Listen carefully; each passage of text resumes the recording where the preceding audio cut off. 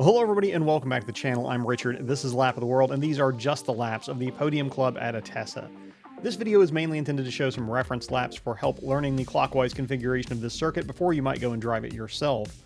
Although there is some overtaking, keep in mind that this was technically a high-performance driver's ed event, and any passing was done via an acknowledged point buy. These laps were facilitated by the NSX Club of America in conjunction with some local volunteers and of course the team at the Podium Club. Addressing the elephant in the room, we will be discussing as we go through the video the unfolding tragedy that befell our stalwart NSX as we go along, but the goal is to not let that overshadow the good times, so let's jump into some laps. If you enjoy these laps from the Phoenix area's newest road course or find them useful in your own track prep, don't forget to like the video, leave a comment below, and consider subscribing. For some behind-the-scenes content from NS Expo, you can also check out our Patreon via the link in the description. Today we're going to be out on the road course that represents most of Phase 1 of the Podium Club's planned development. If you'd like to learn more about the 5 other planned phases of this already fun but soon-to-be amazing facility, don't forget to check out our track feature linked above and below. Lined up behind Eric in our pace car GR86 though, let's get this out of the way and just have a close listen to the NSX on the way out of the pit lane for Session 1, and please excuse the audio-boosted heavy breathing. I'm honestly not sure if I hear anything between the ambient noise and Javier's exhaust in front of us, but you tell me what you think in the comments.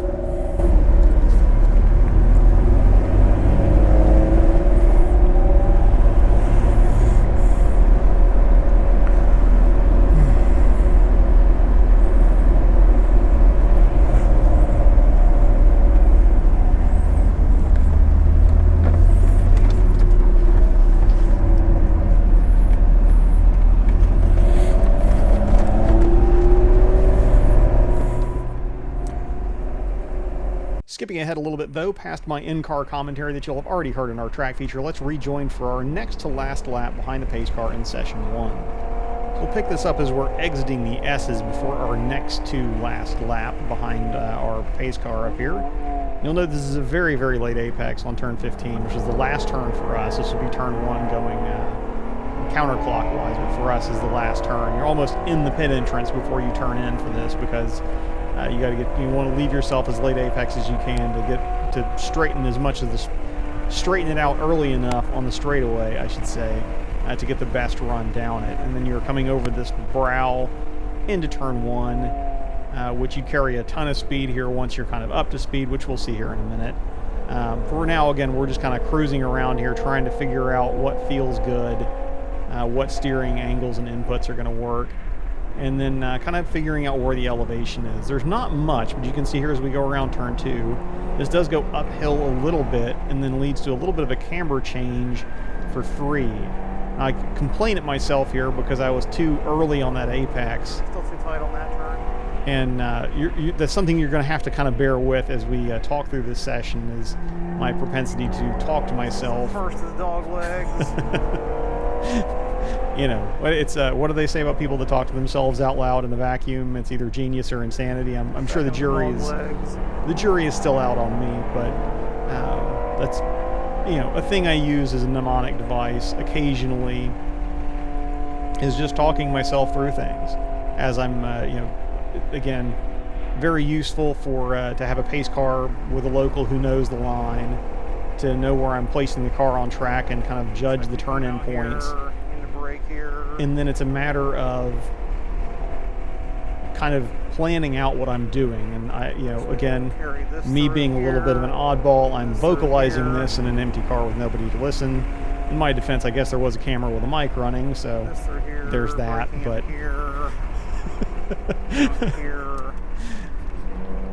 as I look a little bit of a behind-the-scenes look into Richard's world. But that's what we're doing there. So I think here we're going to carry a little more speed through this one as Eric has decided to pick up the pace.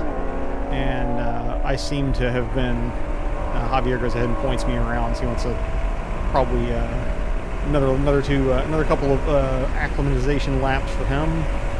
But I'm going to see if I can catch up to Eric here a little bit and have a little fun. So we'll come here through this first turn. You're going to kind of keep it tight. You want to be off the first apex and clip on the second to make sure you don't run out of room. It is a late apex on the double there. into turn 2, which is real tight. Again, you want to be late on this so you can exit kind of mid-track and get yourself set up for the next turn, because you want to hit this late. Again, I'm still probably a little early there, but if you hit it late enough, you can be wide open throttle pretty early in that turn, which will lead you up to this turn, which is again kind of another late apex, into a little dog leg section here. So this kind of an isn't straight, like you're not really doing anything there. You are turning the wheel, but you're just keeping track left. This turn is pretty important, though. You want to get the exit to this right, as it does lead onto the second longest straight on the track in this section, and this will lead you up to the entry to turn, I think, 7, which is a very, very fast entry. This is pretty pucker-inducing entry that you're going to track out here, and then kind of line yourself up parallel with this curb after turn-in to get yourself set on that second little curbing there to get through this section here. That is the trickiest section. It is off-camber. The first turn in there is off-camber, and it will, you know, most likely place to spin is probably right there. These little stair-step S's were also tricky. You do have to remember kind of where you are on the track as far as which one you're in, but you end up breaking kind of straight through 11 to set up for 12, and then again we're very late into 15. But that is kind of that was actually my quickest lap that I have data for from this visit. I think I have some incomplete laps that we'll get to here in a second. And then we have our last session, which I have complete laps for, but I don't have full timing and map data. Although I do have, I mean, I can put a stopwatch on it, which I will, but that's what we're going to, that pretty much sums it up. Now I'll continue going here, and I was actually on pace to equal or better that quick lap. But it ends up being cut short because we hit the checkered, so is what it is. But kind of being able to see this at pace for whatever section of a lap there is could be potentially useful. So, but you'll note that the car right now behaving pretty normally. Like that revved all the way out to 8,000, no problem.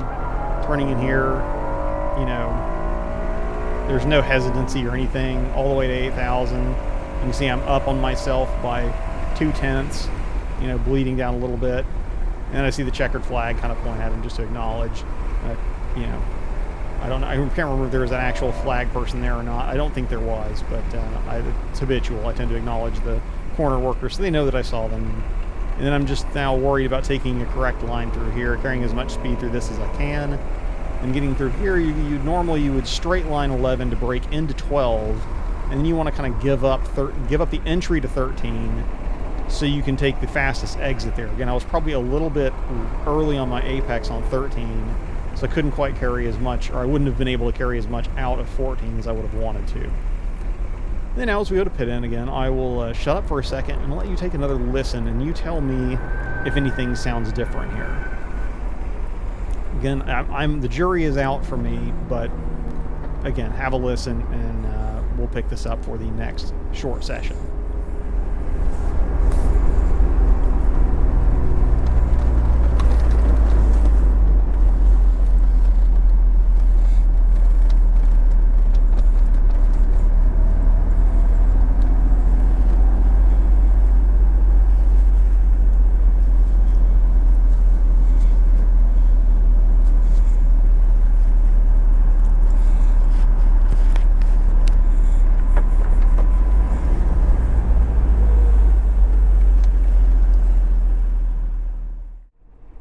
Alright, picking this up for session 2, coming out behind the gimbal crane camera car that the official NS Expo photographers were running around with. Unfortunately, they weren't taking anything, or they weren't shooting at that point in time, so I don't have any extra spicy stuff to show you there. But they were kind of getting their stuff calibrated, I think, for our parade and photo lap that was going to happen at lunch, which was one of the next things to occur here. But it definitely feels like something's cracked. As I'm hearing there, and you can kind of listen to this, listen for the shudder as I brake. It just sounds like a little like rhythmic, fast, you know, low frequency vibration. You could hear it probably just there, and so could I. I can also feel it in the pedal. The way to tell if you have a cracked rotor really is it's going to feel a little bit like the ABS engaging when the ABS should not at all be engaging. So it's a little bit of a vibration in the pedal, and then you'll hear it too. Could you take a quick look and see if one of my fronts is cracked rotors? Oh. Yeah, so Ravi helping me out here from We Don't Lift Racing. He's being horrified at the condition of the rotors and otherwise, as he's confirming my my suspicions.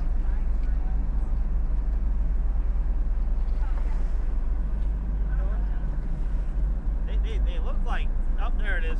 Okay. Yeah, front left. Front left, thanks. They look like hell. I hope we got spares. I do. But yeah, I try not to be that guy that works on my car, goes to the track to work on my car. In this case, I thought before we departed for our trip, I had thought that I had some new spares for the front. Unfortunately, I did not. I only had used spares for the front. Normally, I would have put on the new spares just because these did have, as Ravi observed there, some significant checking on them, although none of them were actually cracked, of course, ahead of time. That would have precluded me trying to run on them, and I would have changed them anyway. Fortunately, I did bring spares, which led to what you're watching now, which is kind of a quick, quick brake rotor change at the track. My only pro tips here for the brake rotor changes are, if you're going to track your NSX, go ahead and take the wheels off at some point and remove the set screws that you have. They're just like the assembly screws. They're little screws that hold the rotor onto the hub when the brake caliper isn't in place. They are completely just an assembly aid and non-critical to the operating of the system. Don't take this as professional mechanical advice, but it will save you a huge headache at the track versus having to have an impact screwdriver to get those things out, or having to drill them, trying to figure out how to drill them out at the track. They get corroded on there a little bit. But you just use the little holes there, and I use a breaker bar as kind of a counter lever, and I'm able to thread these sacrificial screws in to pop the rotor off of the hub, and the little assistance from a plastic mallet finishes the job. So yeah, that's my my pro tip for changing rotors at the track, or if you track your NSX, just leave little assembly screws out, or get them out ahead of time, and then bring some spares, because the NSX, its braking ability definitely outperforms its the sometimes the thermal tolerances of the brake rotors, especially if you're running sticky tires and moving quickly. But anyhow, that is a quick aside there. On to the next session, and the last session that this motor will have turned in its current state. Awesome. Have fun. Thank you. Again, let's have a listen on the way out of pit lane here, and you tell me, did this happen in the last session, or was it already there by the time we got here?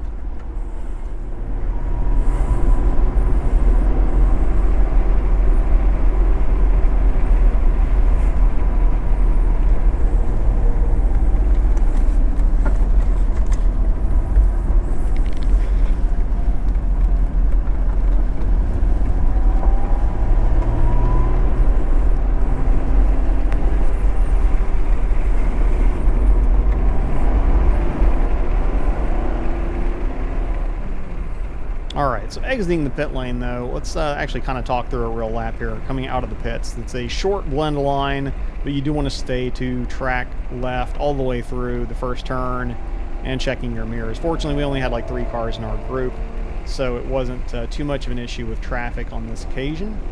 Coming around turn 2, again, you want to keep it tight, go to mid-track, and then get a late turn in for turn 3, so you can get on the power early and hold on the power all the way through this turn to the exit before braking for 4, which is a tighter than 90. Again, a late apex, and you're going to want to get a decent exit here through this little dogleg section.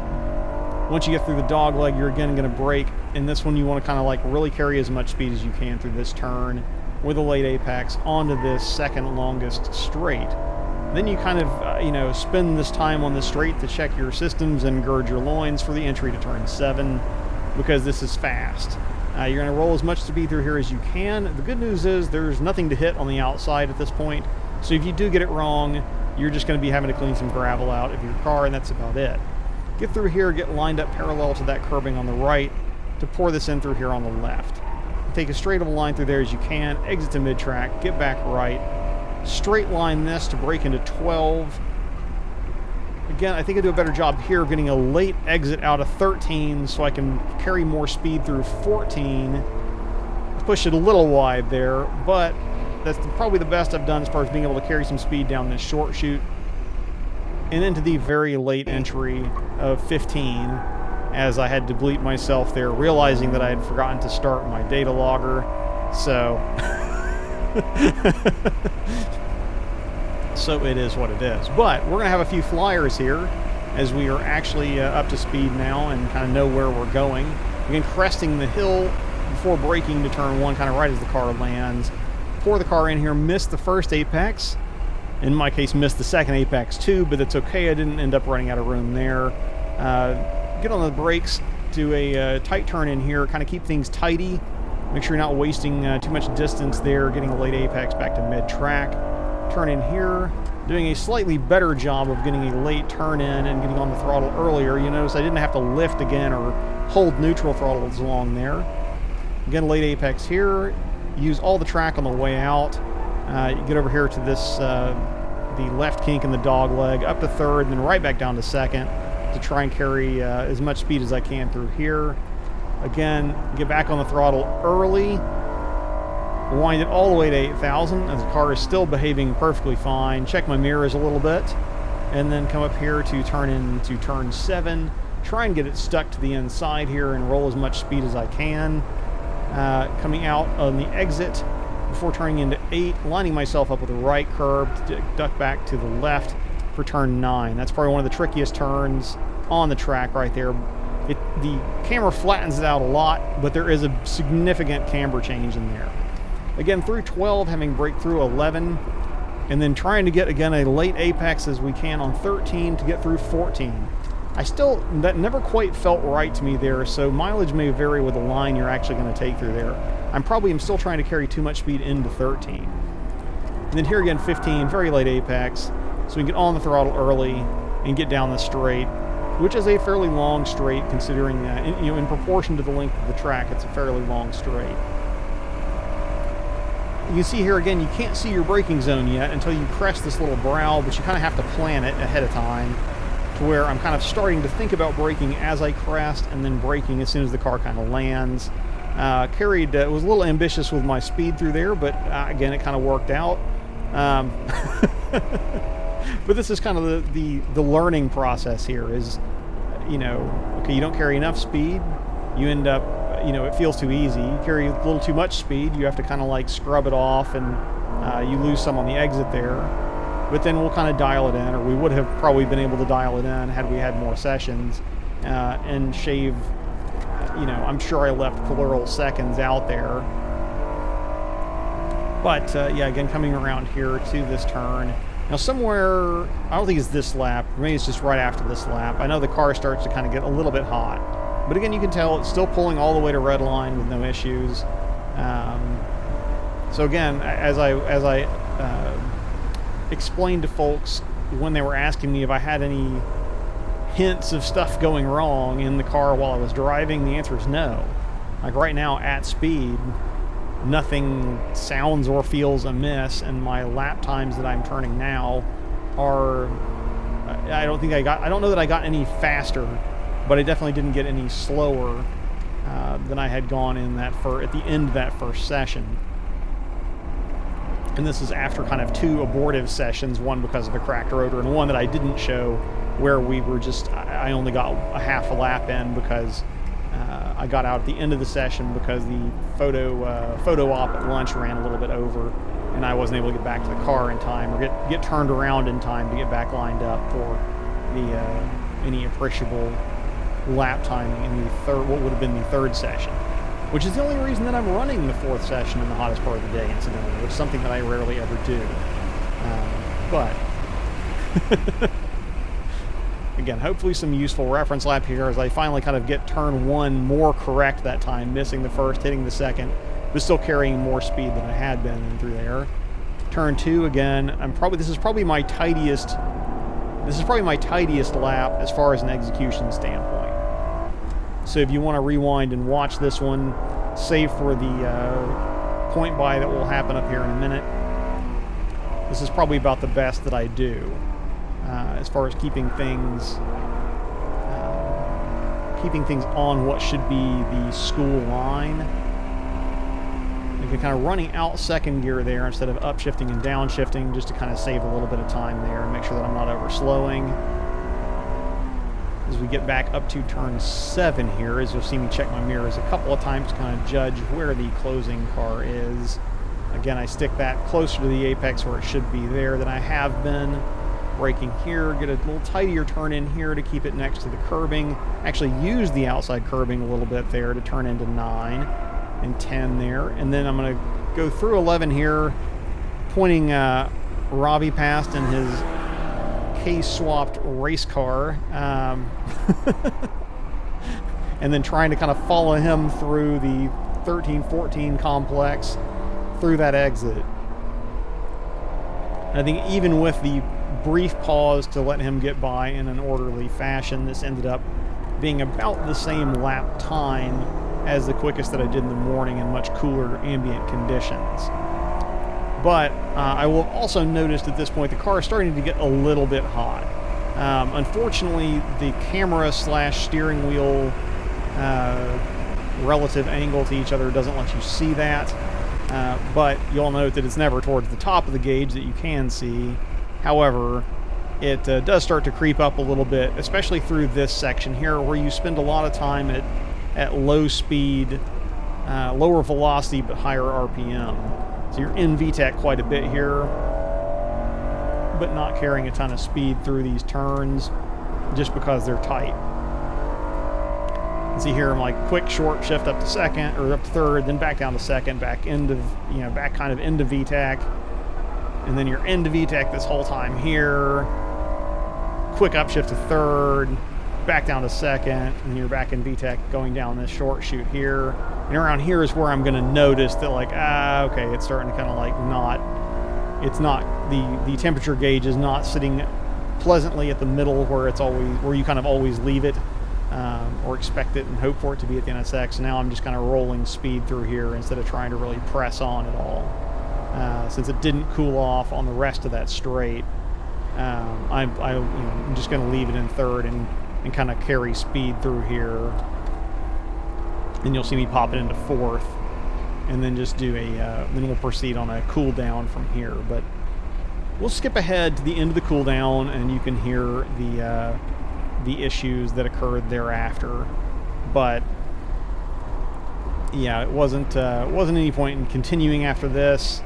So you'll see me, I'll just turn the heat all the way up, or turn the heater climate control rather all the way over to max heat, just to maximize. Also use the airflow through the heater core as a kind of a small supplemental radiator to make sure that everything cools back down in normal order. And again, the temperature gauge never spiked, which is usually what you're looking to avoid in these cars, because it could lead to head gasket issues and other things, warpage. So that was never the case. But yeah, we'll skip ahead here to the pit lane and kind of what's unfortunately the end of the story so far. So thanks again for watching just the laps of the Podium Club. If you did enjoy this video, or if it's helped you prep for your own visit to the track, don't forget to like the video, leave a comment down below, and consider subscribing. Once again, if you'd like to see some behind the scenes from the Podium Club and NS Expo, you can check out our Patreon and the link in the description. And we'll also have some forthcoming updates on the condition of the black NSX and what that project is going to look like in the near future, we hope. Until next time, though, I'm Richard, this is Lap the World, and we will see you all in the next video, if not at the track.